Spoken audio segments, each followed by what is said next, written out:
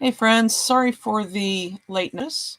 We are going live tonight from Woodmaker Books with EarthSong Overture by Mark Wandry. This will be the 6th part. I'm going to post real quick right now so that a few people might join us maybe.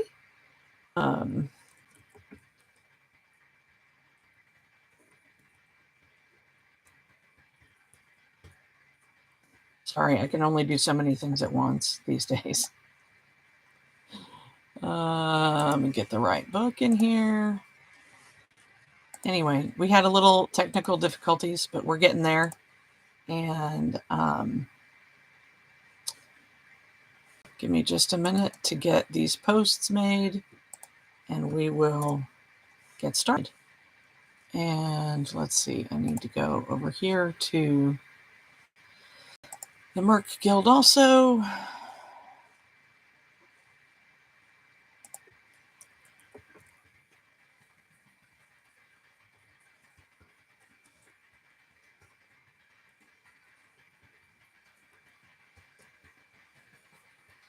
Can't type either, apparently.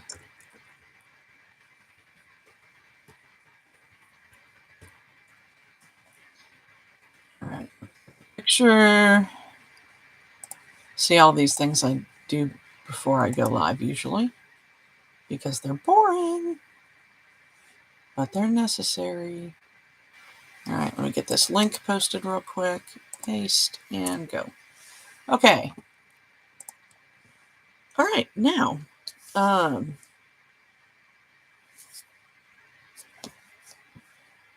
it is 8:06, so I guess I better go ahead and start reading. Let me get to the right book here. Library, Overture. Let me put this up here where it belongs. And let me pull this over here where it belongs so I can see what I'm reading. There we go. All right. Okay. All right. The second bunch of soldiers had just gone through the portal from New York City on Earth. And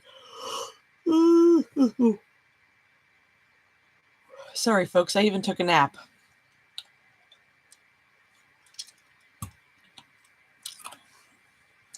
Let me get a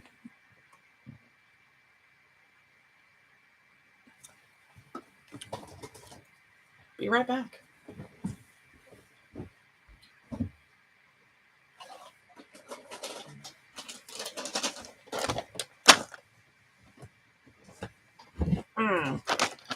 Bucky's to the rescue. You see this? Espresso beans. This is what I will munch some of here for a few minutes. I never do more than a small handful of these. They can be a little overwhelming. Okay. Like I said, we're going to be giving away a few signed copies of this when we're all done. And we had just gotten to... sorry. It's a good thing you guys can't see the mess that is on either side of the camera because you would be distressed. Keep in mind, I have a show coming up, a Christmas show, in less than a week. So it's a little crazy in here. All right. On the other side of the portal, Sergeant Simpson sniffed the air curiously, trying to identify the smells coming from the primordial woods. They were strangely familiar. Pine and... We think it's cinnamon, Lieutenant Colonel Wilson said. She glanced at him. Saw you sniffing the air. Pine and cinnamon is what it reminds me of. Sir, she said, and came to attention. Sergeant Lisa Simpson reporting. Lieutenant Colonel Wilson, he said, casually returning the salute. At ease with the formality. We're a long way from the PX, Sergeant.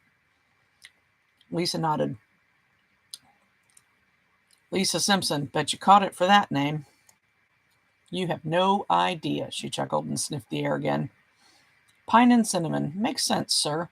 But isn't cinnamon a tropical plant? Beats the hell out of me. To the side, two of the men were opening the long crates and whooping with joy. A distant, throaty, prolonged roar broke the relative quiet. Holy fuck, Simpson gasped. Is that the dinosaur? Yep, Wilson said. Annoying neighbors. That would be the third one. We've killed 2 so far. My hands are freezing, people. I'm sorry. And that's why you needed those? She asked and pointed to the soldiers preparing the big rifles. Yes, he said, and nodded his head. First one took almost 100 rounds to put down. Second one, 60. We took more care in shot placement. She gave a low whistle. They're tough fuckers. The roar came again, obviously quite closer. Simpson unslung her M4 and did a press check on the carbine. Load the penetrators, he ordered. They appear to work better. Yes, sir, she said, and popped the magazine out. She found a 30 round with green tape in her vest and slapped it in place, racked the charging handle, and caught the ejected round. She dropped that in a pocket, turned on her optics, and was ready. How you coming on that? He asked the man with the heavy gun. Almost there, Colonel. Shit, he grumbled and stuck in hearing protection. Better get ready, he told Simpson. She let her gun hang on its sling and fit her own protection. The roar came again, seemingly on top of them. How big is it? She asked, shouting slightly. You'll know in less than a minute, he said, and raised his gun. Here it comes. Simpson looked up and saw massive fern trees toppling and felt the thudding of heavy feet through the soles of her boots. Jesus Christ, she hissed and flipped the gun from safe to fire. Dirt flew in the air and the ground shook again. She swallowed and flipped the selector to 3 round bursts as a creature tore through the tree line. The colonel hadn't been exaggerating. It was huge. It was at least 20 feet from its lizard-like snout to its rather stubby tail. Its mouth was open, revealing multiple rows of inch-long serrated teeth, much like those of a shark. She had an instant to marvel at the fact that it appeared to have more than 2 eyes under thick, horny ridges before Lieutenant Colonel Wilson and the other unoccupied soldier opened fire. She cursed herself for her hesitation and fired as well. She raked the thing with burst after burst, seemingly with no effect. It stopped and moved back and forth, the head seeming to have little mobility. It had 6 legs! I'm on an alien planet, she realized for the first time. Aim for the head, Wilson roared as he dropped a spent mag and grabbed another. The animal gave a chopped roar and rushed the other soldier who was trying to place clean shots into its eyes. The man cursed and dove to the side. The beast flexed and snapped at him, just missing his foot. As it turned its side to her, Simpson confirmed it had 2 eyes on each side. She aimed carefully and put a burst into the ones facing her. One of the eyes pulped in an explosion of goo. Yes, she cheered. It spun on her in an instant and charged. Move, Sergeant, Wilson ordered and fired with his reloaded gun. The creature's flanks and head were riddled with holes, all pouring surprisingly red blood, but it showed no signs of slowing. Simpson emptied her first magazine and hot swapped for another as it raced toward her. She tried to hurry, but she knew she couldn't load in time. The monster pounced. Boom! The top and side of the thing's head exploded in a shower of blood and gore. It shook itself and did a kind of sideways shuffle, turning at the same time. Then its other eyes found Simpson, and it steadied. You have got to be fucking kidding me, she screamed as it took a step toward her. Put it down, Corporal, Wilson ordered. Just fucking die, the gunner said and pulled the trigger. Another 50 caliber round exploded from the Barrett rifle. The impact nearly severed the creature's head from the rest of its body. It dropped to the ground and jerked spasmodically. Another, sir? No, Wilson replied. That did the trick. Simpson stepped closer to the head in amazement. Stay back, Sergeant, he cautioned. Just then, the huge mouth opened and snapped closed. They don't seem to know when they're dead. He stepped up to the side, sighted his rifle roughly between the eyes, backed up a bit, and put 2 3-round bursts into the skull. The head shuddered and lay still. Welcome to Fort Eden. Now you've met the serpent. As planned, an hour passed before they activated the portal again. Osgood immediately saw the duplicate of the device on his side, set up on the other side. Technicians aligned the devices, and a second later gave a thumbs up. Wilson appeared behind the one on the other side and picked up a handset connected to it. "Hello?" came the man's voice over the speakers in the dome, sounding as if he were standing right there instead of halfway across the galaxy. A little cheer went up among the laser team that had designed the transceiver.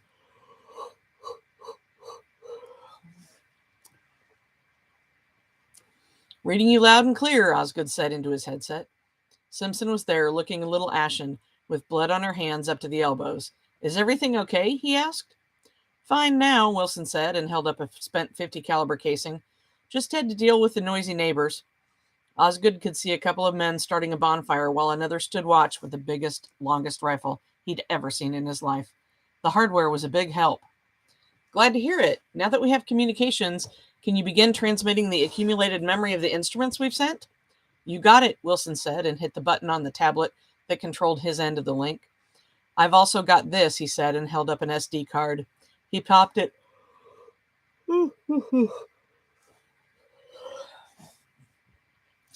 He popped it into the tablet, and Osgood instantly saw the files on his side.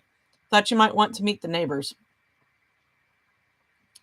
"Oh my goodness," Osgood said as he examined the images. Several stills of the recently killed monster and a brief movie of the kill itself, thanks to a GoPro a soldier had set up on a tripod. "I think I understand the big guns now." Wilson nodded his head. "Can we send you anything else?" "Can a tank do that thing?" The speakers in the dome resounded as a roar transmitted through the laser link. "And maybe an electric fence or something?" Mark Volant, who'd watched everything, turned and left as the portal shut off. An agent inside the dome copied all of the data. Sorry for the yawns, you guys. An agent inside the dome copied all the data into Volant's personal computer. He needed to send a report to his boss. Chapter break.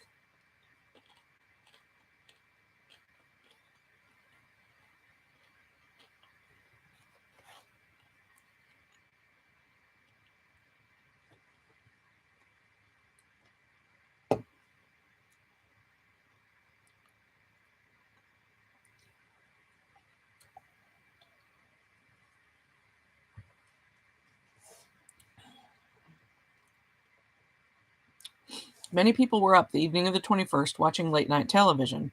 Unlike the usual cable programming, which was mainly movies everyone had seen a dozen times, or documentaries full of questionable assertions, late-night network programming offered some variety.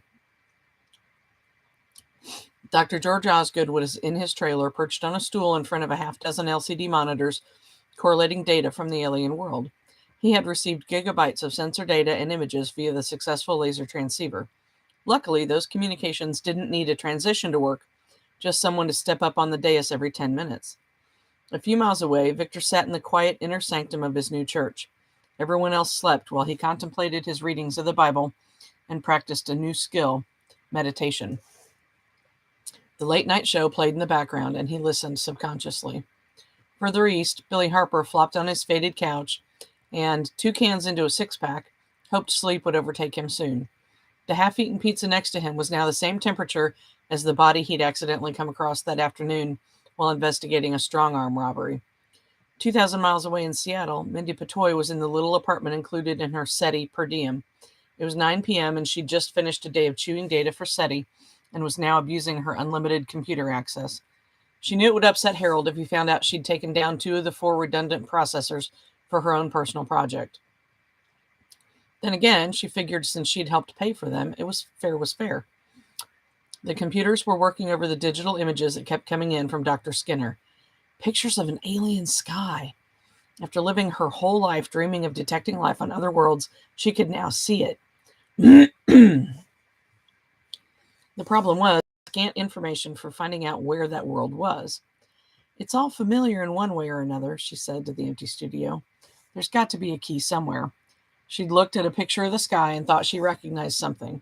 Using that, she would then compare her finding to an earthly star chart and nothing. It was incredibly frustrating. If I could just go there and look at the sky. It was her frustration that led her to start stealing computer time.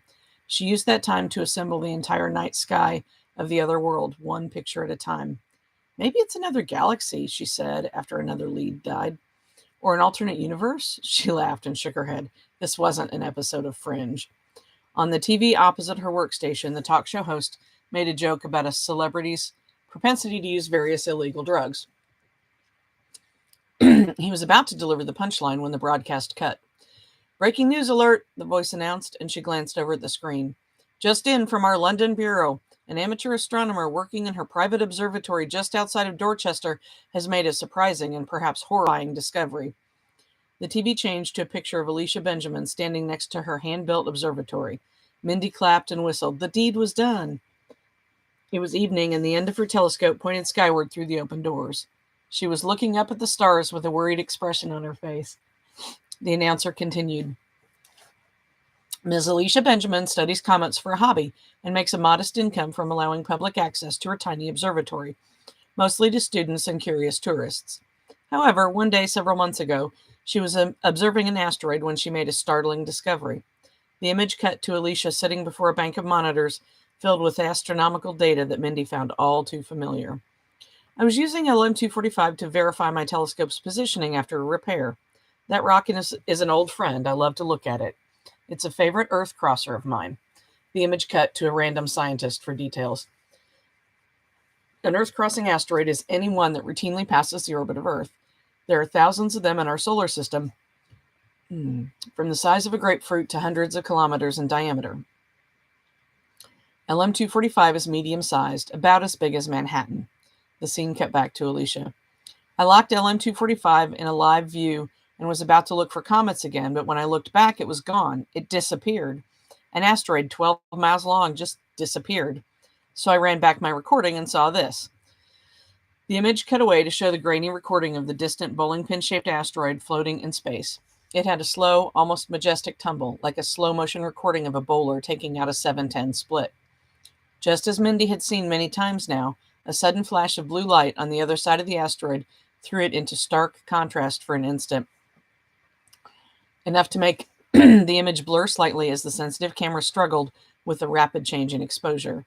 When it cleared, the asteroid was moving out of frame. "Do you know what caused it?" the reporter asked. They were outside again, with the observatory framed in the background. "Of course not," Alicia admitted. "It took a fair bit of work just to find the ruddy thing again. But whatever did it made it change course. The results are undeniable." The image changed to show a screen displaying the orbit of LM-245, and the reporter spoke. "The previous orbit of the asteroid never came closer than many hundreds of thousands of miles away," she explained. "But after the event, things changed. The new orbit, shown with a red line, directly intersected the Earth, and in a potentially disastrous way. We contacted NASA for their take on Ms. Benjamin's assertion." Mindy did a double take when Leo Skinner appeared on the screen. Dr. Skinner is an astronomical expert with NASA, the National Aeronautics and Space Administration. "Dr. Skinner, can you confirm there's a risk that LM-245 could hit Earth?" "We're currently evaluating the information," the balding scientist said with a genial chuckle and a smile. "We admit it appears the event caused a shift in LM-245's orbit, which will bring it closer to Earth, though we don't believe there is significant risk." The reporter went on to talk with other experts about the potential effect of such an impact. Mindy was already typing an email on the secure computer provided by Skinner. "LM-245 is not a significant risk? Leo, we know better than that." She wasn't surprised when the reply came in mere seconds. "It would be best if you stuck to your task and kept out of this. I want to help you, but not if you don't help yourself." "I do believe I've just been threatened," she mumbled. On the TV, the special report was over, and the network promised to follow the story for more developments. Mindy chewed her lip and considered the possibilities. Even though it was the late news,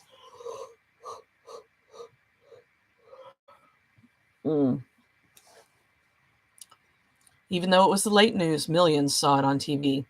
Within minutes, internet aggregators like Drudge had banners up. "Killer asteroid threatens Earth." A popular religious website read, "God's killer asteroid?"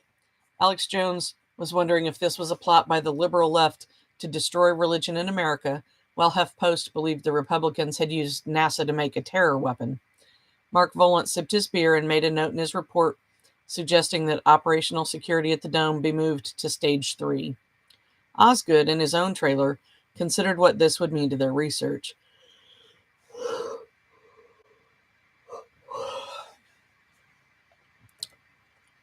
He'd known Leo Skinner for many years, working together with him at NASA and teaching with him at Caltech. Still, he wondered why the false optimism. He'd seen the reports on LM-245. It was aimed right down their throats. In a few short weeks, every amateur astronomer with a free smartphone app would know it too. Meanwhile, Victor used the remote to shut off the TV and considered the portal to heaven and the angels of God anew. It was all making more sense now. It tied in with Revelations and the rapture. Yes, it all tied in very well. But with a government in control, how were the faithful to get to heaven? He'd talk with his disciples in the morning. All right, chapter break. And it's been about 15 minutes or so. We have another caffeine bean or two.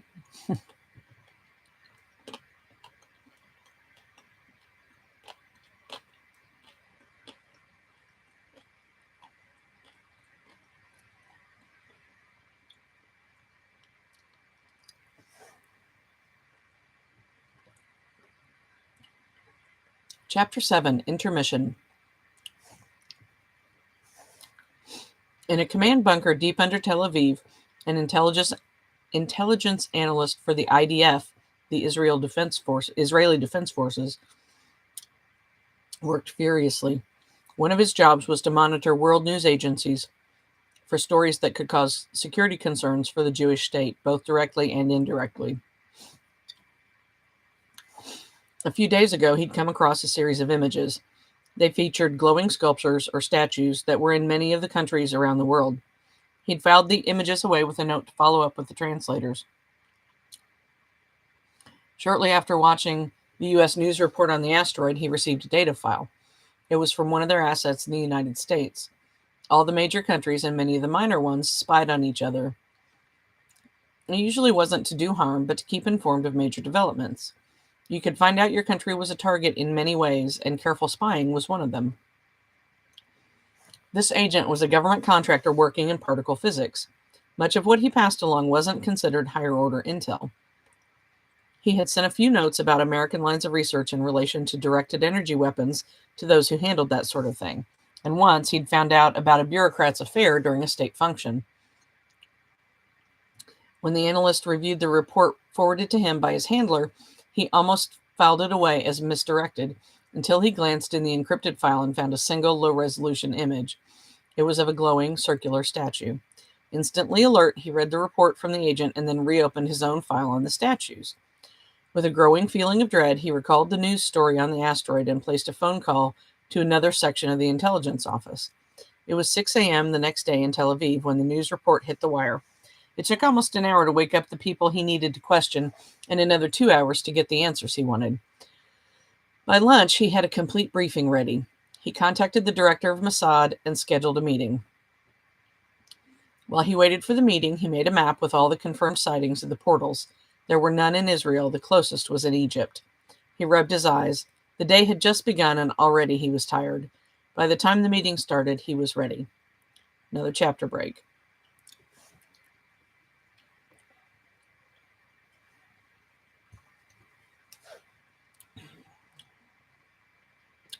At a military command post near the city of Mumbai, a team of military experts, doctors, scientists, and even academics assembled. They had been working around the clock since their own intelligence operative had forwarded details of the asteroid's new target, some hours before the story went public. Unlike most of the other portals, theirs had arrived in a location under video surveillance. The cameras had recorded the delivery in moderate definition video, including images of the alien being who brought it and at least part of the ship that delivered it. They brought people who could best understand this knowledge into the study project, which carefully hid it from the public. In days, they knew what the device was capable of and sent a small team through to explore. When the news of the killer asteroid found its way to the team, they quickly began finalizing plans. They weighed equipment down to the gram. The men and women would go through the portal almost staggering under the weight of their gear. It would all happen long before the asteroid arrived to do its evil deed. Unfortunately for India, their counter-espionage was not as good as their foreign assets. The Pakistani government knew far too much about the portals, and that India had one and Pakistan did not. The Pakistani government held briefings. Each briefing spawned another briefing, and that one another one. Every level of communications leaked the news to those outside the intelligence circles. In a shockingly short period of time, the portal's existence was practically common knowledge in the government. The added fact that they didn't have one caused fear to feed upon itself. Chapter break. The existence of the portal in Buenos Aires was one of the better kept secrets. The country had long been a safe harbor for scientists who wished to work in fields of research other major nations shied away from. The Argentinian government afforded its scientific sector far more autonomy and power than most nations. When a police officer found the portal on February 9th, there was no military or secret police to swoop in and take the control. Instead, they contacted the science ministry, which gratefully handed the situation over to those most qualified to understand what it was. An investigation began with no one in the public being made aware of the portal's existence. Argentina's scientific experts figured it out far faster than even the Americans. By the time the impending collision with LM-245 was announced, the Argentinian science staff was fully versed in how the portal operated and had 30 colonists already on the other side. They'd explored the area, sent back terabytes of data via laser link, and were already constructing permanent dwellings from local materials. Their schedule, well established long before the asteroid was public knowledge, called for all 144 settlers to be across a full 2 weeks before LM-245 came calling. Everything was well under control. Chapter break. Millions of miles from Earth, the rock known to humans as LM-245 was swinging back toward the bright blue planet humans called home. The teeming masses hurried about their daily lives, most of them oblivious to what was coming. It reached perihelion, and as it did, more and more astronomers watched it with consternation. The untold billions of tons of rock appeared to make a minor course correction. The NASA astronomy team, tasked with watching the asteroid 24/7, studied these changes. Earth-based and orbital instruments took observations around the asteroid, watching how the light reflected off it and what radiation came from it. They didn't make the fact that the spectrum of radiation included gamma rays public, nor the fact that its response to the sun's gravitational influence was not nominal. They informed the public that the change in orbit other astronomers were now talking about was the result of outgassing by the asteroid, one of the side effects from its close approach to the sun months ago. Background noise swallowed up the fact that a myriad of independent astronomers called that conclusion ludicrous. Why would the government lie to its people? The International Space Station, ISS, website went dark. NASA's website explained that the ISS was undergoing much-needed repairs. Then NASA launched a series of its new Orion heavy lift rockets, one after another. Only conspiracy sites carried the news in any detail. The world orbited toward LM-245's path. Chapter break.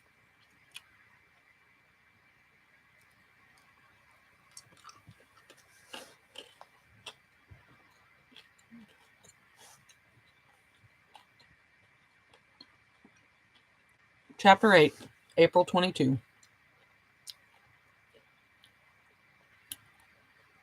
Volant woke up to a buzzing from his phone. He rolled over and grabbed it, checking the caller ID.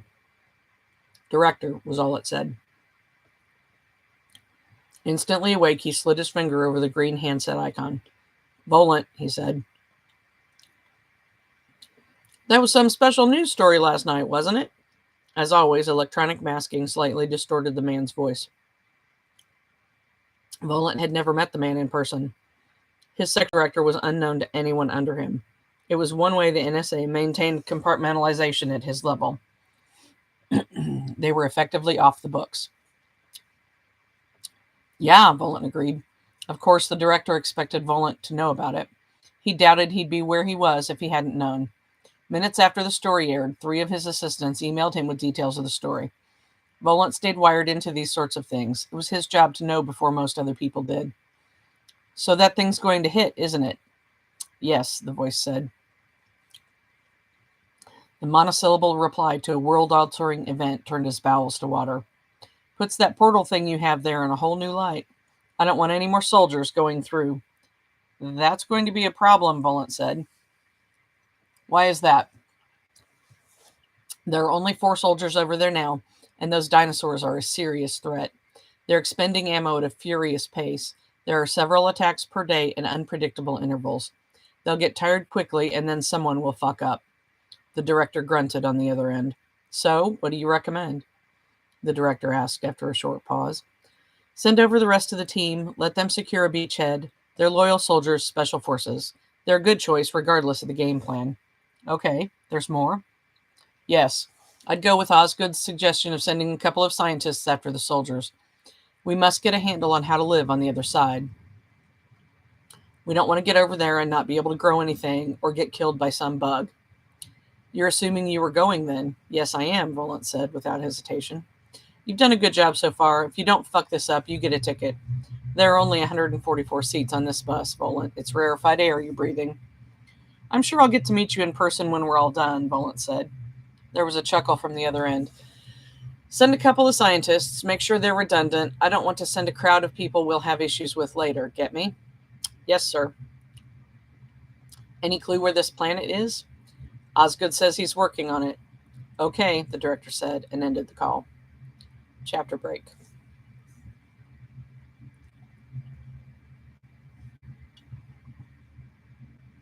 Mindy arrived at the SETI offices on time and was just pouring her first cup of coffee when Harold burst into the break room.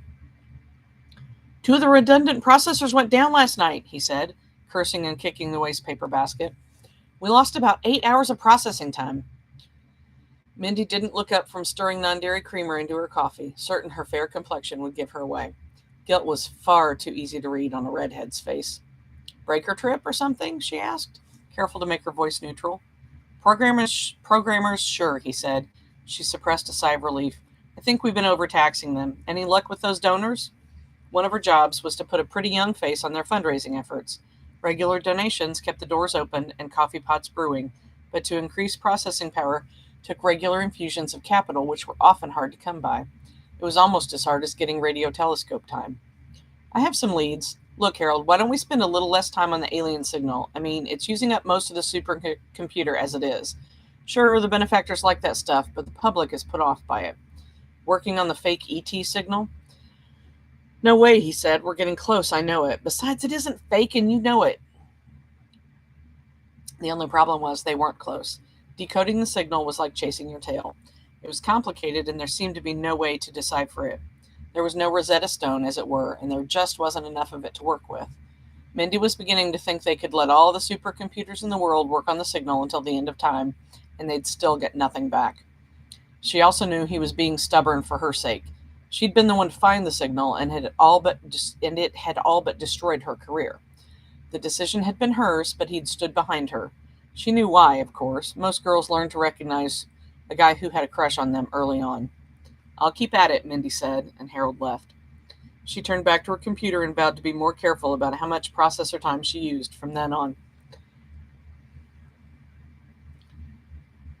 She spent a few hours going over fundraising meetings and an internet advertising campaign before she became bored and began surfing the net. Mindy was thirsty for more information on the portals and quickly found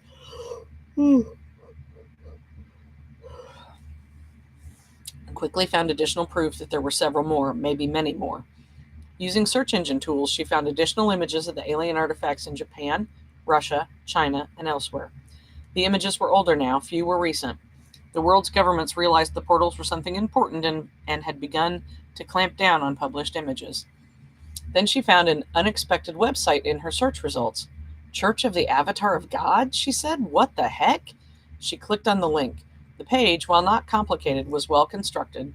It showed a somewhat dilapidated building with an obviously printed banner covering whatever older sign had once been there. It proclaimed, "The Avatar of God comes!" and a black man in his 30s stood under it, arms wide open in welcome. The website piqued Mindy's curiosity. The man didn't look like the evangelical type. Tattoos were visible at the cuffs of his modest suit, and his eyes spoke of a difficult lifetime. Again, what did a church have to do with her search results?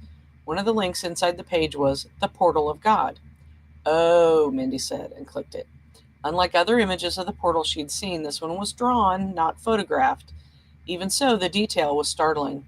Someone has a very good memory, she said, comparing it to pictures found elsewhere on the web. They were spot on. That, at least, explained why it was coming up on a search.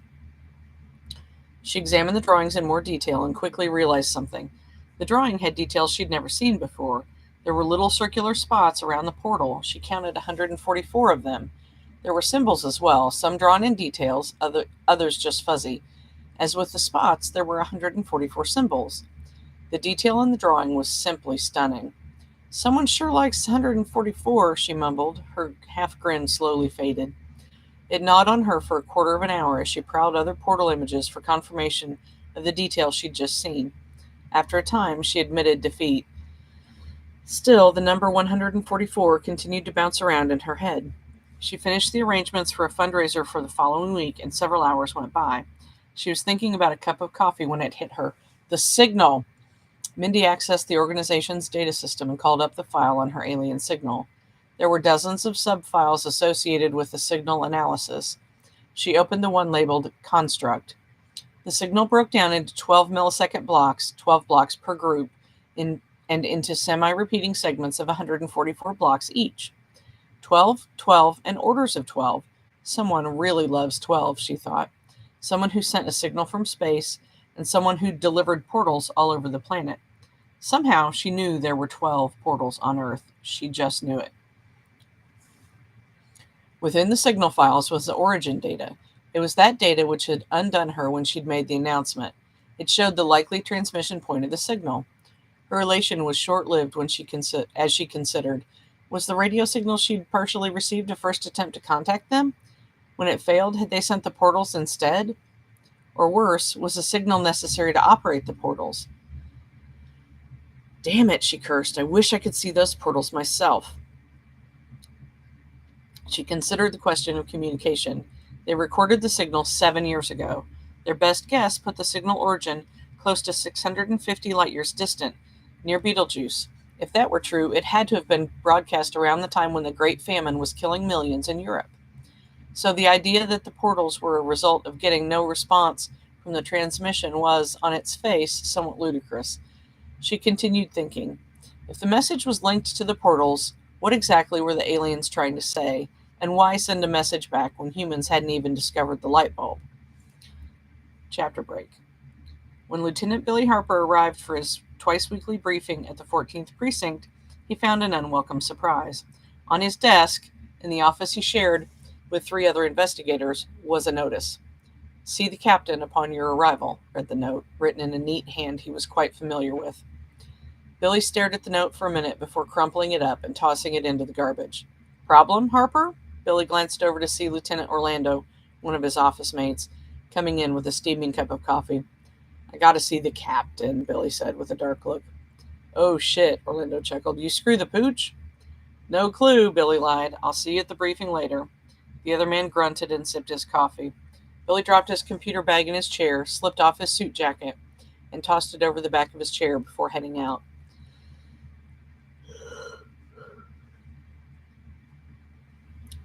The captain's office was at the end of a hall with 3 more offices like Billy's. Together, the 16 lieutenants made up the precinct's investigative division. He tapped on the door with Captain Bandov written in boring paint script. Come, a voice answered.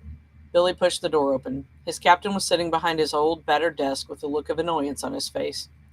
2 people seated in chairs turned to look at him. One was Assistant Chief Needlemeyer. He didn't know the other, but he suspected the man was a government agent. Sit down, Lieutenant, Assistant Chief Needlemeyer said, and gestured to the last remaining chair. Billy glanced around. Is this an official investigation? Billy asked. We just want to ask you a few questions, Needlemeyer said, with annoyance in his voice. I'd like to have a union representative present, Billy said immediately, still standing. It's not an investigation, Billy, the captain said softly. Then what is it? Billy demanded. I simply have a few questions. The agent, a man in his 30s with a severe look and an equally severe suit, spoke for the first time. Billy upgraded his opinion from simple government agent to spy. We'll decide if it's an official investigation later, Needlemeyer said with a small smirk. Billy caught a furtive glance at the agent, meaning the other man was the one in charge. Who am I speaking to? Billy asked, finally taking a seat. My name is Mark Volant, and I'm with the NSA. Billy sat slowly, finally settling into the chair. The agent consulted a file in his lap and spoke again. On March 16th, you accepted a duty assignment in Central Park. During the investigation, you interrogated and subsequently booked on misdemeanor possession charges a suspect named Victor Leonard Smith, to be precise. We need to know where this man is, Lieutenant Harper. Can you help us with that? Billy did his best to look mildly interested. I remember him, Billy said right away, but I was never called to testify at his trial. This time his captain spoke. The DA pleaded out his case for a $250 fine and time served. He was released a week after being detained. Billy nodded as if he were hearing this for the first time, even though he already knew it. Have you had any subsequent contact with him? Agent Volant asked. Billy remained calm, though his pulse increased. He was entering dangerous territory. Had IA Internal Affairs been following him? If they had, they knew he'd been to visit Victor at his Northside church. No, Billy said, rolling the dice. Can you tell me why the federal government is interested in a small-time drug bust? Why doesn't the government just find him itself? Just answer the questions, Needlemeyer growled. I don't think there's any call to let this friendly little get-together become nasty, Agent Volant said. Do you, Assistant Chief? Billy glanced at the agent and narrowed his eyes curiously. The man was a completely unknown factor. Mr. Victor Leonard Smith is simply a person of interest in an investigation around the incident in Central Park. The crashed satellite? Billy snorted. It was almost a universal joke among the NYPD. Even if the satellite had contained radioactive materials when it crashed into the park, they could have cleaned up 100 such crashes by now. No one believed the story, although Billy knew much more. Yes, Agent Volant said, with a tiny nod. We're afraid Mr. Smith may be contaminated, and he could spread that contamination. Huh, Billy grunted dismissively. That might improve the city. You never know. I think we're getting off course, Captain Bandoff said. Lieutenant Harper followed procedures in booking Mr. Smith and setting an arraignment date. As I stated earlier, the judge released Mr. Smith. Lieutenant Harper had nothing to do with it. That's it. I've read the jacket, Needlemeyer said, and waved dismissively. The fact remains that the lieutenant had the authority to choose the arraignment judge and the charges. He went easy on this person. Are you accusing me of being intentionally easy on that man? Billy asked. Needlemeyer shrugged. If the shoe fits. Billy felt his temper coming off the leash a little. If you weren't so insecure and such a shitweasel to the chief, I wouldn't be here now. You insubordinate fuck, Needlemeyer snarled. I'm beginning to think there is some history between these officers, Volant said, glancing between Billy and the assistant chief. Very astute, Billy said. We were in the academy together. I chose to be an officer. He chose to be a suck-up. Needlemeyer and Billy both came half out of their seats. Gentlemen, sit down, Volant snarled. Can we keep the soap opera bullshit to a minimum? Lieutenant Harper, he said, turning back to Billy, you maintain you have no idea where Victor Leonard Smith is now. Yes, Billy said and shook his head. How would I know? I haven't seen him since his booking. There are probably 100,000 drug addicts in this city. Volant glanced at the file in his lap, nodded, and closed it. Very well, thanks. You may go. Just like that? Needlemeyer demanded. He's concealing something. Only my loathing for you, Assistant Chief, Billy said, with a huge ear-to-ear smile. Needlemeyer started to say something, then choked, his face turning red. With a glance at his captain and a moment's eye contact with the NSA agent, Billy got up and left. So you think he's lying? Volant asked Needlemeyer once the lieutenant was out of the room. Without a doubt, the man said, and hooked a thumb at the office door. He's a career liar. What about you? Volant asked, looking at Captain Bandoff. Billy's commander gave a little shoulder shrug. He's a damn fine investigator. Yes, he's passed up promotion several times, but that's hardly unusual. Many career investigators aren't interested in command. He glanced at the assistant chief before continuing. He's never been under investigation, never been accused of anything, and always executes his responsibilities with due diligence. His performance reviews are top-notch. If I retired him today, I'd recommend him for my job. Needlemeyer snorted. I say he's lying. Get an IA investigator to follow him. Not without evidence, Captain Bandoff said. Are you refusing a direct order? Needlemeyer demanded. He's under my command. I'm refusing to violate regulations. Fine, Volant said. I'll give the order. Have him followed. A second later, he got up and left. Arrogant asshole, Needlemeyer said after a minute, then left. You'd know, Bandoff said to his back after the door closed. Outside, Harper got into his unmarked car and immediately headed toward his duty area. A few blocks away, he made a couple of quick turns and ended up on 2nd Avenue, not far from Times Square. He double-parked in front of a McDonald's and went inside.